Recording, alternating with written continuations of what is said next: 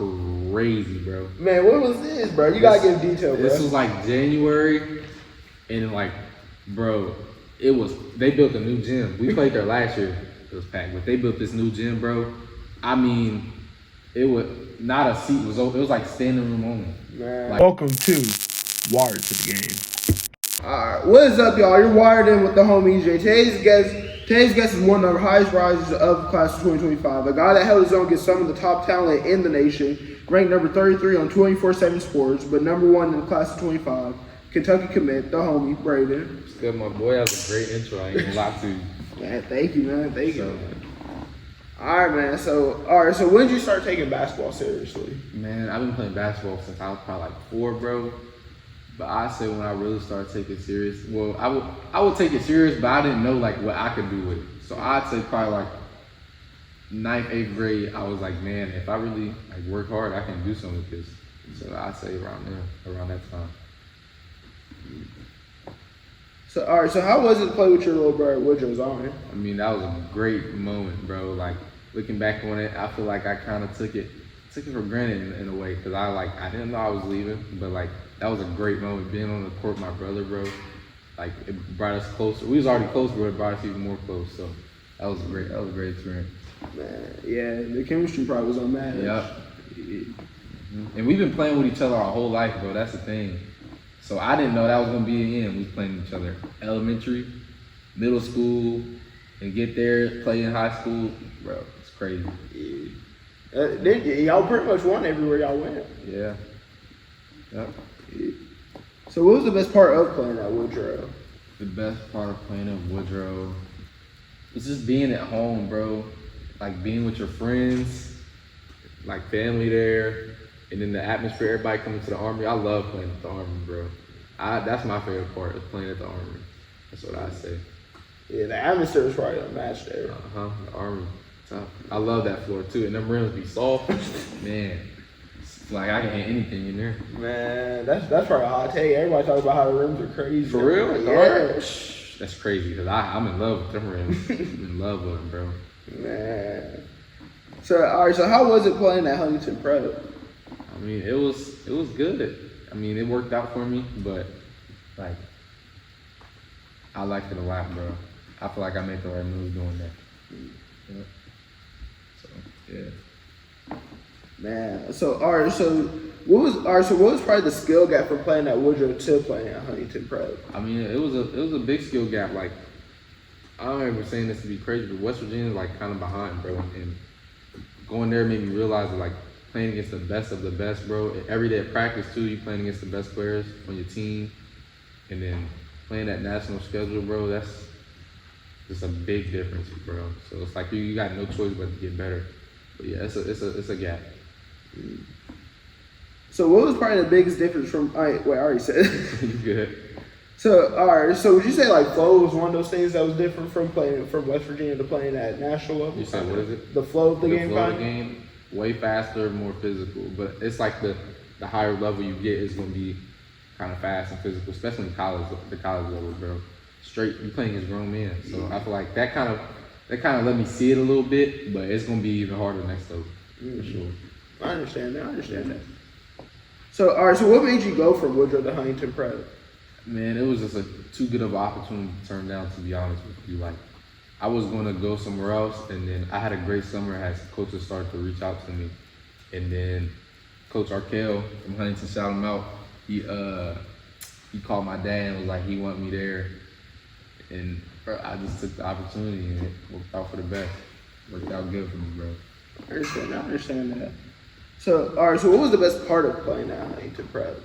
Man, the best part of playing at Huntington is on court is obviously like the workout, skill work, you get better every day. Like they kind of prepare you for it. And then offside the court is like being in a town like you've never been to, with new people. It's like college, bro. And then like this is like college. It was a great experience, real fun experience, real fun. So alright, so when was your first in-game dunk, if you could remember?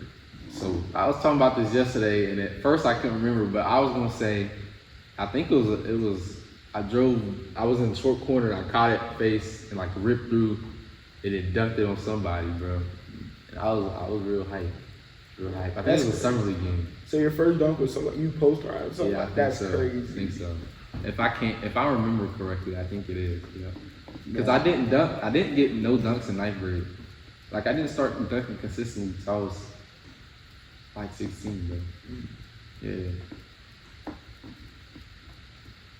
Alright, so would you say that was probably the craziest dunk that you've done? Nah, not even close. Man, what was the craziest dunk you've done? I had some crazy putbacks, regular bodies, like meet people at the rim, like fast break, just punching it, bro. I had a lot of crazy dunks, to be honest with you. I might have won me in the game before. I can't, bro. I got so many, like, I've dunked so many times in the game, like, it's nothing no more. That's like, crazy. I don't remember. Man, that's crazy. Yeah, bro. Alright, so who was the toughest player you played probably? Man, I mean, we played AJ this year, played Cole Pete, Michael Bridges. I mean, no, Michael Brown Jr. I'm tripping. I was watching that Knicks game last night. Michael Brown Jr. And then, bro, it was like several guys we played against, bro. We just played so many. I can't remember everybody, bro. But we played some good ones. Good people. I'm about to check this. So who is probably an underrated teammate of yours that deserves more recognition? I'll say Cedric Taylor, him for sure. But I feel like we all deserved it. Because we was winning games, bro. That's when you get recognitions, when you winning games. It's one thing to play good, but when you play good and win it just separates everything.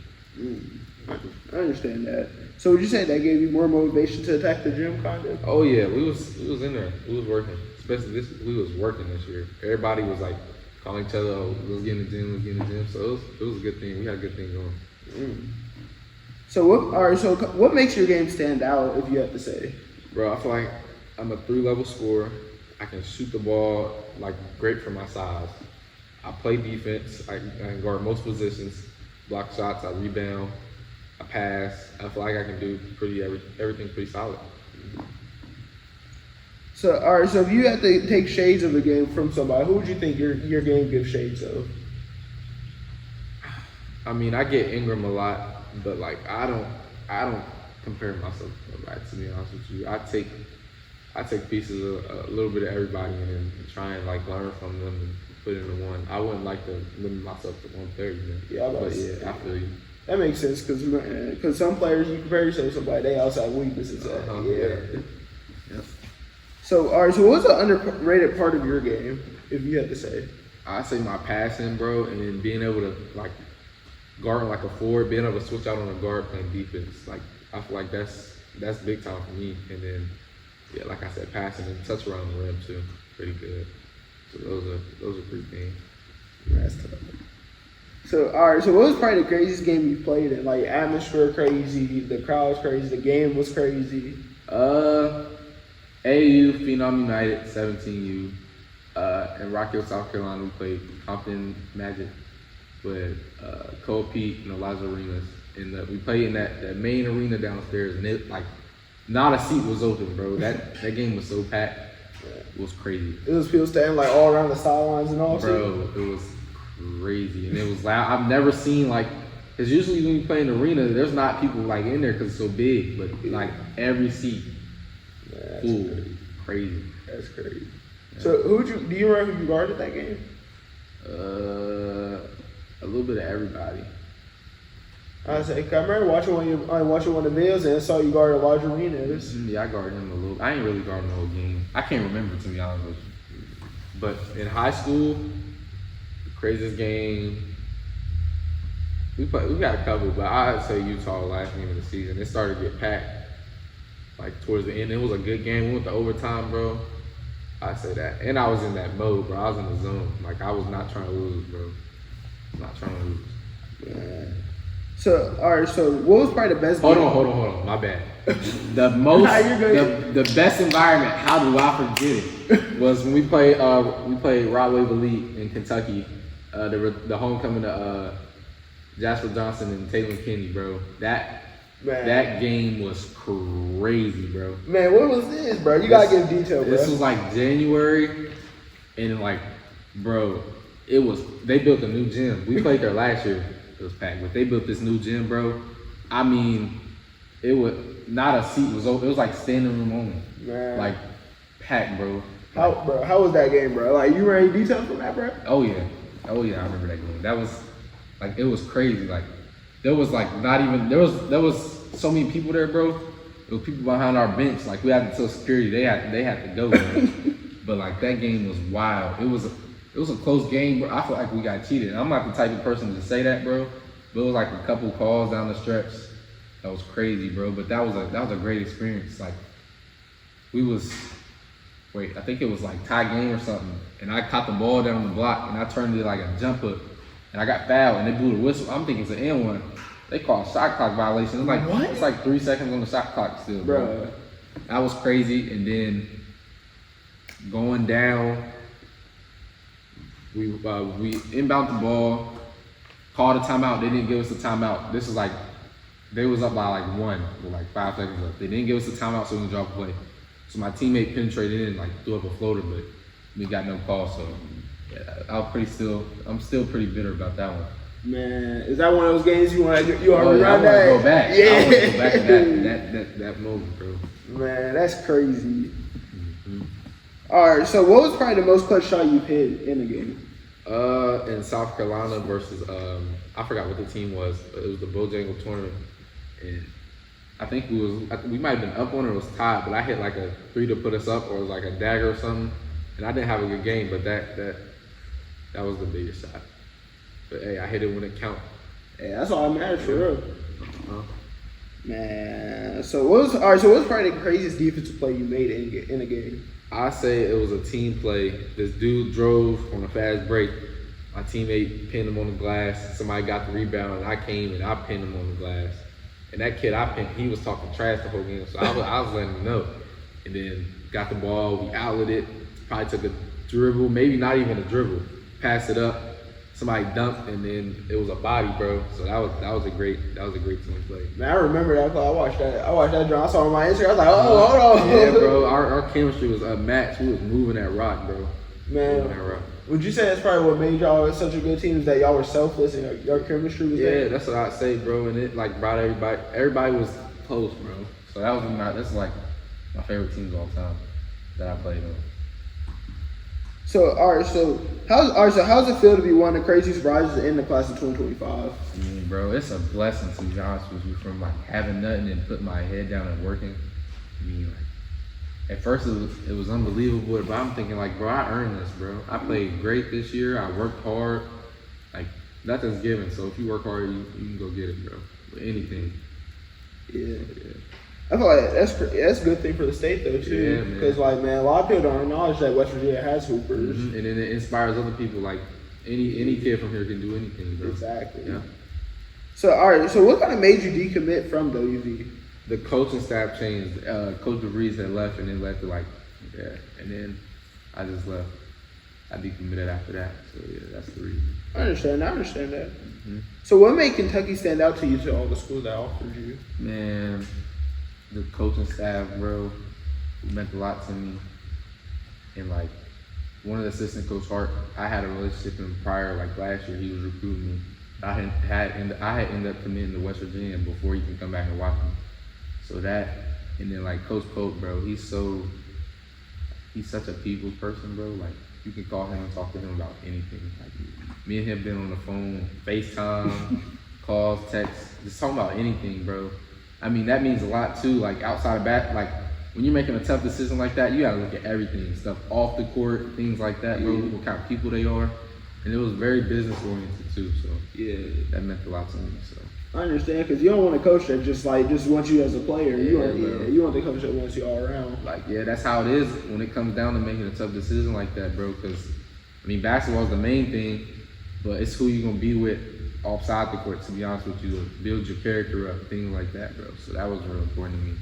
And then just having the opportunity to come in and compete, bro, and getting better, playing against the best players every day. So that's like, it's my situation when I left Beckley to Huntington. You're playing against the best players every day. You have no choice but to get better. So I'm looking forward to that too, bro. Yeah. I understand that. Oh.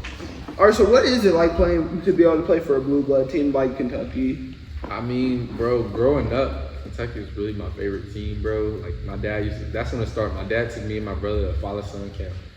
I forgot how old he was, but that's what really started it, man. But I don't even look at it like playing for a blue blood team. I'm just excited. I'm excited to get to work, bro. I understand. Yeah, your recruiting class is crazy. Crazy, man. bro.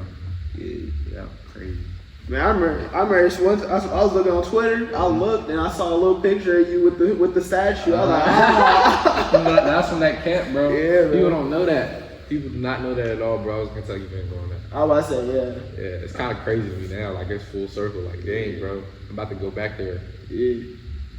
Man. So all right, so what are you gonna bring to a team like Kentucky? Bro, just a tip of my shoulder wanting to win, bro. Winning mentality, to be honest with you. I'm a hard worker, just ready to get after it and then try and win that national championship. Number 9, bro. Gots to. That's the team goal. Yeah. With recruiting class like that, man, y'all definitely gotta be favored to win it, bro. Yeah, bro. All right, so how did it feel to play against some of the top guys and be able to show that you're compared just as much as they are? Man, like that was my whole thing this summer. Like Coach Arkell, shout out to him again, bro. He would tell me like, bro, you just as good as these dudes, bro. Like, go get it. Like, and that's the mentality I had all season. I don't care who you are. I don't care what you rank. I don't care about none of that. I'm coming at your head. That's the mentality I had. So it was a good experience. It was fun.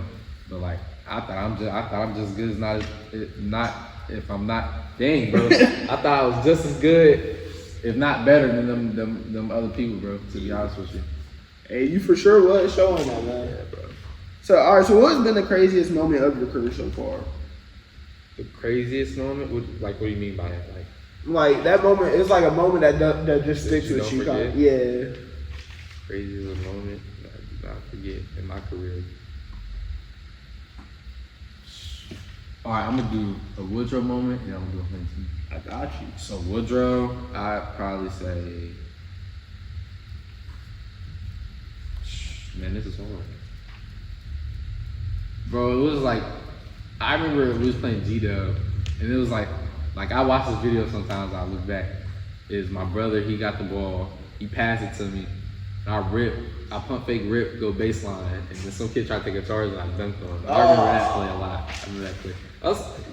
Wait, time out. That might have been my first bot. I don't know. But yeah, that was that play. And then Huntington, what you say, the craziest moment? Yeah. Craziest moment in Huntington. Probably just like having a game. I think I had a game where I didn't miss a 3, bro. Wait, what? Probably. Yeah. Like, I was, bro, I can tell you, bro. I had a lot of great games this year. So I'm not sure about that. Man, you remember how much you dropped that game when you did miss a 3? Probably somewhere in the 30. 30. That's crazy. Mm-hmm. Okay, so what's been the most eye-opening part of your career? The most eye-opening? Yeah. Like, I mean, I would say when I first left the Huntington, I was like, dang, bro, these kids really out here doing this. Like, they're great. Like, they're good. I need to step my game up. I say that. And then this year, like, it was eye-opening. Like, man, I can play with these dudes, bro. I've been working so hard, bro. So I say that's eye-opening when you realize, like, you good, you can compete with these people and not better than them, bro. That's what I said. All right, so if you don't mind me asking, who was the craziest player to pop out at your game? Like that you saw watching your game, kind of. Craziest player to watch? Like anybody, kind of. Bro, I think we had a couple NBA players, but I can't recall. Like, I'm trying to think. Yeah, bro, I can't even tell you that.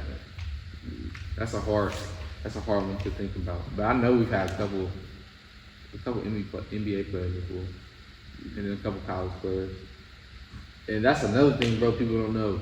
That game when we played Jasper on them, out of all this, bro, Coach Pope is the only, like, head coach, like, out of my top that's actually watching me. Like, yeah, bro, so I looked at that, too. That's important to me. So that was another question, but. Hey, nah, it's okay. Yeah. Man, all right. So what is your future goals for Kentucky? To win that national, we're gonna win that national championship, bro. And then that's the team goal. And then just like to get closer with my teammates, and then individuals is like to grow every day as a player and as a person, bro. That's really important to me. So what do you think will get you in Kentucky that national championship?